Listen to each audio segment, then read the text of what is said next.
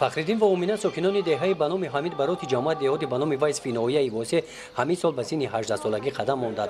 آنها حقوق اشتراک در انتخابات و رایپرسی را پیدا نمودند. صبح بروقت با участке رایپرسی آمده باید تغییر علاوه ها به کنستیتوسیون سرقانون جمهوری تاجیکستان موقع شهروندی خود را معین نمودند. در участке رایپرسی رقم 18 همراه فخرالدین و امینه 18 نفر جوانان مراتبه اول در رایپرسی اشتراک نمودند. این روزی تاریخی برای من روزی فراموش نشونده است، زیرا که امروز من بار اول در رایپرسی عمومی خلقی اشتراک می‌نمایم. ما جوانان آینده این وطنی دارای تاریخی فرهنگ قدیمی ایم. با راهنمایی اساسگروه صلح و وحدت پیشوای ملت پرزیدنت جمهوری تاجیکستان محترم امامزاده رحمان با افتخار به سوی فرد و درخشان قدم می‌زنیم.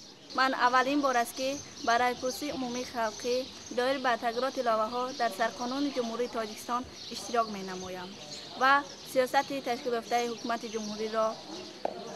جمهوری را دستگیری کرده از روی آن عمل می‌نمایم و کوشش می‌کنم که دانش و ملکه خود را بهر آباد و زیبا نمودن وطن عزیزم روانه سازم.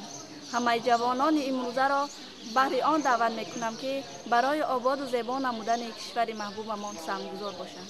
در این участке شماره رای دهندگان 1807 نفر را تشکیل می‌دهد. برای رای دهندگان همه شرایط‌ها مهیا کرده شده است.